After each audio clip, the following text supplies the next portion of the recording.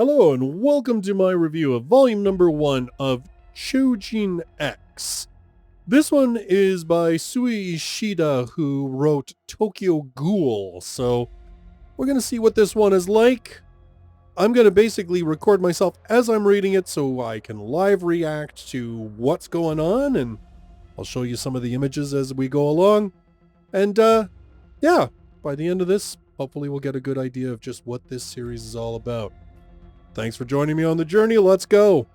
Whoa, that escalated really quickly. I don't even know what's going. Like, what the hell? Like, starts off with this kid on an airplane going to a produce competition with like a tomato from her grandfather. And suddenly this dude is like literally causing people to combust and explode, and like, what is happening here? I don't even know what just happened. And now suddenly we've just switched to a dude in high school. I'm really not sure. Like, I'm hoping this comes together. I'm sure it will, but like, wow, that was just like, holy jumping. That just escalated quickly. Oh, dang, this manga's gonna be rough. Dude, she just like messed that guy up. Huh. So it's saying the culprit might be a Choujin. So I guess Choujin are like a known thing in society. There were survivors of the plane crash? I mean, are we sure they really survived? Oh geez, so this guy's become a Choujin there. So I didn't think a lot of it at the time, but the dude that like Azuma kicked, I don't like, you know, this is the problem. Like, I start responding to some of the stuff and I don't tell you, like, so there's basically two characters, Tokyo and Azuma. Azuma's the like guy who's the master like judo karate, broke the thug's arms, which I did show you, and this guy showed up to the thug and was like, yeah, I can help you get revenge, and he had like a syringe. So my guess is that the syringe somehow turns people into a Choujin, because clearly this dude is not just a normal human being anymore. Oh, this thing is rough. So there were extra syringes, so like both Tokyo and Azuma are now like holding syringes. Like, I'm not sure how this is gonna go down. Like, it feels like, I'm wondering if basically it's gonna end up being like the two of them against each other. You know, if Azuma's gonna go wrong. Because definitely the thug went evil in the head, like crazy violent. I mean, he even killed his two buddies. So yeah, I don't know where this is. This series is escalating, like, just like the initial thing with the whole plane. This series is escalating very quickly. Okay, so Bestial Choujin Tokyo Kurahara.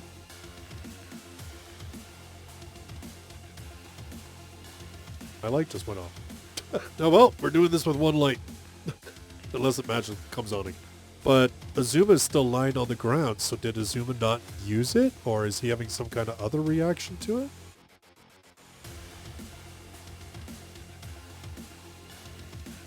Okay, well, that's the end of chapter 1. Alright, well, let's see what happens. We're going to go on to chapter 2, because we're going to read the first the first volume of this, and see how this one turns out. So the girl from the plane crash is alive. I kind of feeling like there's a lot more to these people that survived the plane crash. Why are there bikers that are sheep? What the heck? He could talk to birds now? Like, what? I mean, okay. So I don't remember a lot about Tokyo Ghoul. And to be honest, I only ever watched the anime, I didn't read the manga.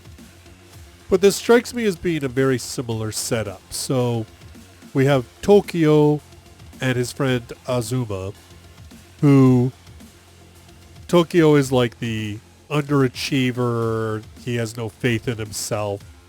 He's basically just rode the coattails of Azuma for years. And when they're faced with the point of taking the serum to become Choujin to save themselves, apparently Azuma, nothing happens to him, but Tokyo becomes this vulture Choujin. And basically the rest of this volume, I mean, I haven't commented too much as I've been going through it because a lot of it has been either Tokyo trying to figure out his body, basically, because he's got this huge beak and stuff, and he's trying to figure out how can I look human again. And other than that, it's basically been a lot of back and forth between the girl from the very first opening of the plane, that apparently she gained the smoke Choujin powers from the dude that like attacked the plane. We have been going between her, Tokyo. There's been a lot of action in this between Ellie, who's the young girl, being chased by the other smoke Choujin, and then eventually being rescued by Choujin, who's I guess supposed to be like the protector of this prefecture. And then basically Tokyo being hunted by the snake Choujin because she's working for the dude who had the serums that actually caused Tokyo to become a Choujin in the beginning. So this first volume has been like a lot of action. Sometimes like the artwork is cool, but I will say that sometimes it's not obvious what's happening. Like it's almost too stylized in some places. I mean, overall, it's pretty clear. Don't get me wrong. I'm not saying like it's a mess or anything. No, like quite the opposite. It's quite good, but it just means that sometimes the fighting, because there's so much stylization and so much heavy use of like the speed lines and all that kind of stuff, that it's sometimes a little hard to get a read on what's actually happening. And this first chapter, this first volume, basically moves from Choujin being this like weird sort of thing that people know about that's like dangerous and everything else, to now Tokyo finding out that there seems to be sort of like a training facility for Choujin to be trained to do good, to actually help people.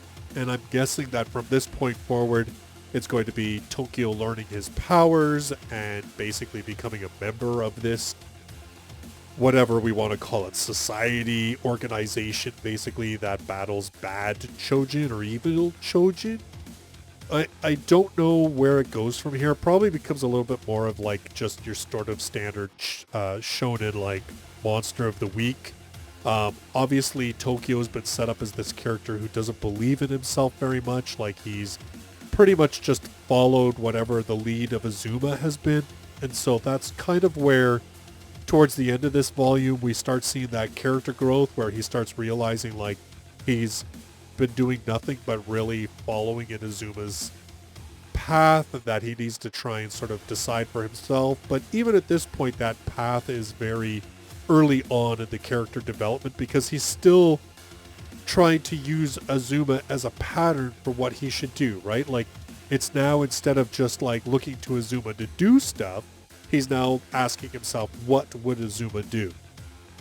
And I feel like that's going to be a lot of the character trajectory in this series, is going to be Tokyo learning to think more for himself and actually make his own decisions independent of what his idealized version of Azuma, or anybody else for that matter, is.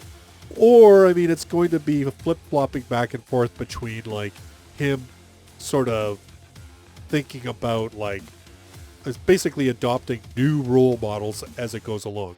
And I don't know if that's going to be the case where he continues to do that, or where eventually he's going to take all these different role models and kind of decide for himself what his own choices will be. I don't know. I mean, certainly they've set up a very standard character growth on this one.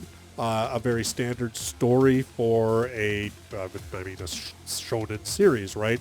Character starts off as being weak, very indecisive, very reliant upon others and other much stronger characters, and then eventually moves towards a point where he himself discovers his own strength and his own character effectively. So I think that's really where this series is going to go with the character of Tokyo. I don't know if it's going to be just basically like a monster of the week. I imagine what will probably end up coming out of it is that at the same time that there's this organization training Choujin to be good and to do good, that there's probably like an evil organization. It kind of gives me that vibe of some Hero Academia stories later on.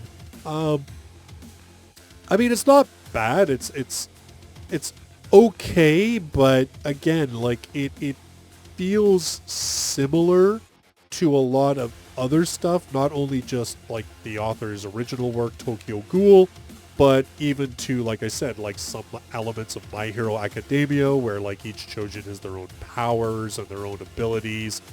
Some that change their physical forms, some that they just like can summon abilities, stuff like that. Like it doesn't quite feel at this point in the first volume like it has quite its own character and its own drive. It'll be interesting to see where it goes from here, but it's not bad. It's certainly, I would say, kind of worth reading. I mean, Tokyo Ghoul went like some pretty dark places, at least just based on the anime. I've seen that the manga is quite a bit better. I mean, maybe I should go back and read the Tokyo Ghoul manga, but still, like I said, not a bad start, but again, a fairly generic first volume, kind of following the same rules that a lot of plot beats the exact same as previous type shonen series. As I said, that very average, like, hero's journey in the first volume, right? The hero, we see him in his normal world, and that's very much that part where Azuma's there. And then we have like our inciting incident where, again, like the hero has to make a decision. That decision changes his trajectory. He starts learning. Eventually now he's come to this school where he's now going to have this figure that is going to be like the wise wizard in the hero's journey to sort of teach him. So as I said, a very standard setup right now. Decent art for sure. I think it's worth reading some more to get a better feel of like where this story starts to assert its own individuality. But at this point, like, yeah, I mean, it's not a bad first volume. It's, again, as I said, kind of standard, but I've certainly read worse, and I've certainly seen ones with worse artwork. But I'm finding, like, you know, after reading, say, Kaiju number 8, Ghost Reaper Girl, this one now, it really does feel like these shonen series are, like, for the first volume at least, that there's quite a bit of sort of a standard plot that this goes through, and that really, if you're going to get a feel for what this story is like going forward, you really need to read more. But I kind of want to do these series to at least do a volume at a time. I don't want to try and read like 2 or 3 volumes to give like more of an idea, just because I think it's worth sort of taking a look at the first volume and go, hey, does it hook? You know, is it something that you're like, I could take it or leave it? To be honest with you, I am much more inclined to say read more of Kaiju number 8 than I was this one.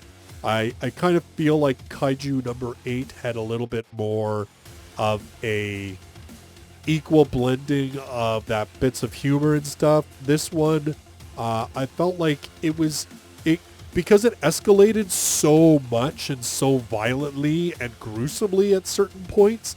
I kind of felt like the bits where there was kind of like humor didn't really land as much, so because it was more just humor at Tokyo's own ineptitude and his own inability to control himself and stuff, which I didn't think was quite as naturally funny as some of the stuff in Kaiju number 8.